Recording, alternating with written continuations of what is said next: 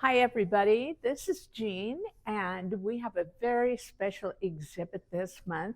A dear friend and actually a collaborative person I worked with on some art projects years ago, Judy Hoiness, has a show. So we're going to share some of her art practices as well as she's done a lot of mixed media work, which I find she's really grown at doing. And I love how she connects it with her um, ability to really capture Central Oregon in her work. So let's start here on these plates. And I'm going to have Judy tell you a little bit about them. And things are numbered starting with one, and um, Judy will tell you what each one of them is. Okay, this is a ceramic bisque plate, and I ordered about 20 years ago 6 or 7 of them, and I discovered them in my studio that I hadn't used. So this is a recycling project show. So I decided to see what I could do to make them into something useful. So on this piece, I gesso it first to seal it. Then I've used acrylic paint and then paper and stitching on fabric and stitching on paper and some. This is slightly raised in here because it's a fabric medium that you pour out, and then I incised inside of it. And this one is about Oregon. I'm a native Oregonian, 4th generation. My grandkids are 6th generation. And one thing I love to do is I was a professional calligrapher. Well, I guess I still am. And so I like to try different surfaces. So on the word Oregon, I used a special pen that I created and then wrote on silk organza that I buy here at the Stitchin Post, about the only place I can find it.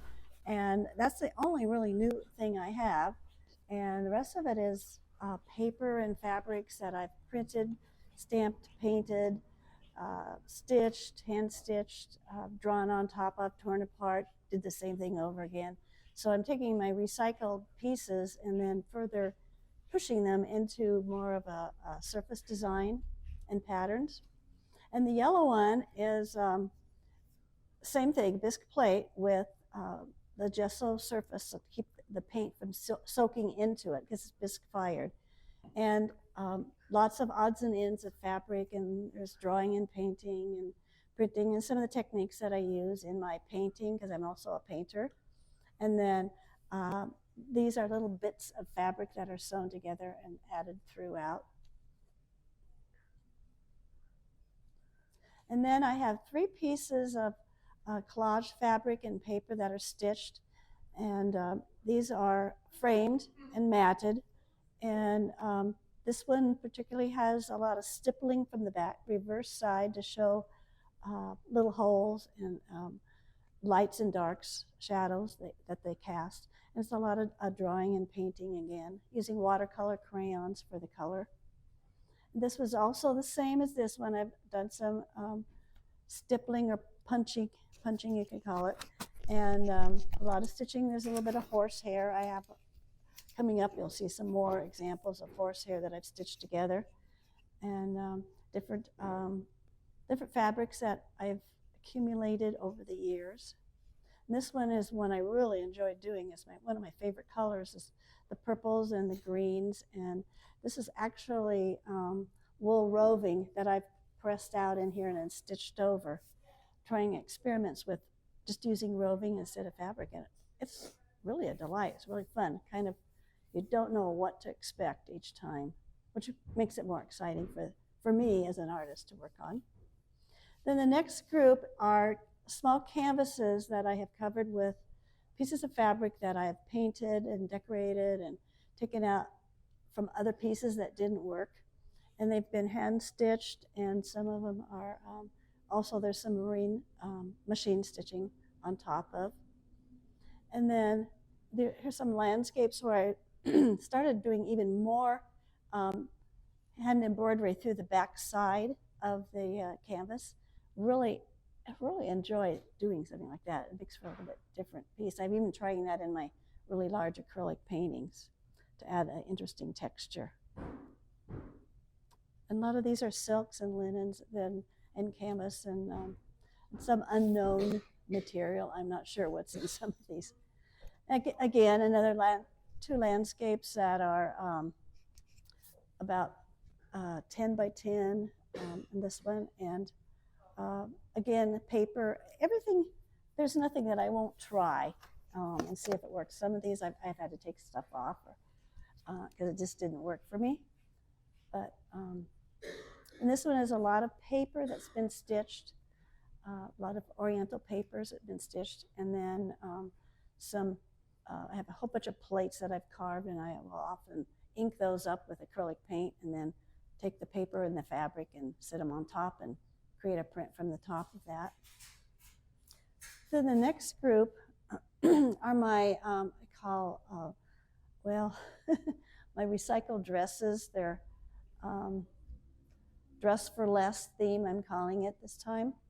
And everything has been recycled. This is all kinds of materials that have been put together and then different yarns and threads and laid on top and parts of different dresses. And then this is linen string that I've stitched together. And then most of them have a back side too. This one I did some calligraphy about horses on the back. It says horses can teach us to be more courageous and confident in ourselves. And then this one, I dearly love this one.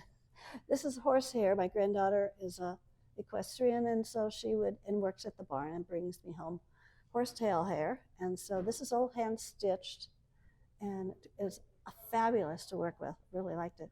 And then I drew a picture of her and her horse, and then another quote about horses. And then this has some more.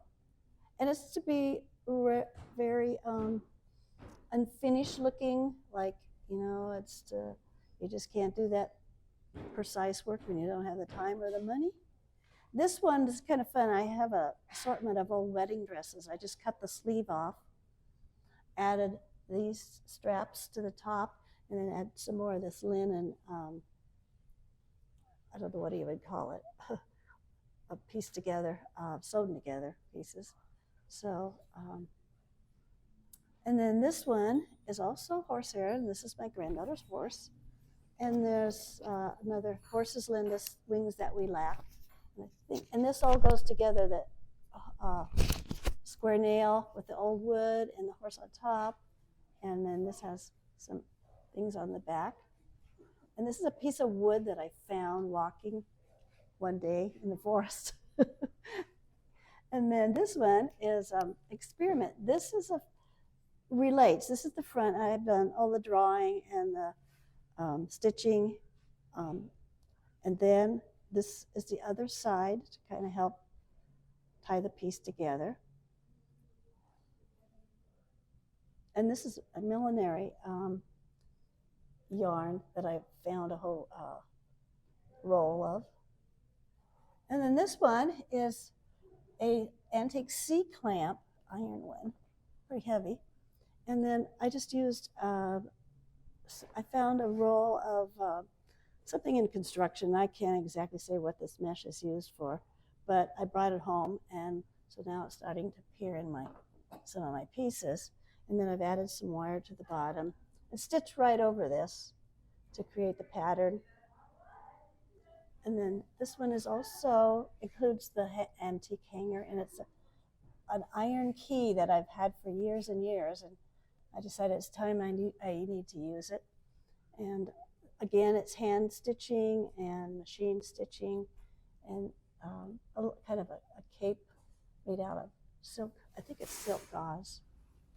And then again, adding a little bit of copper wire for hair, and then the back side, and some old buttons that were, I think, my great-grandmother's or grandmother's that I've incorporated. I have a whole collection of buttons that I'm starting to use.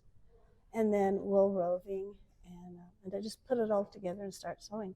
And then I'm working on a series of really altering ballet shoes, and this is exactly where I am started. I haven't gotten much farther on it, but ballet shoes are very expensive. They're like $100 a pair, and so they need to be recycled. And so in this case, they're just something to hang on the wall as maybe a memory, and it says ballet is a passion.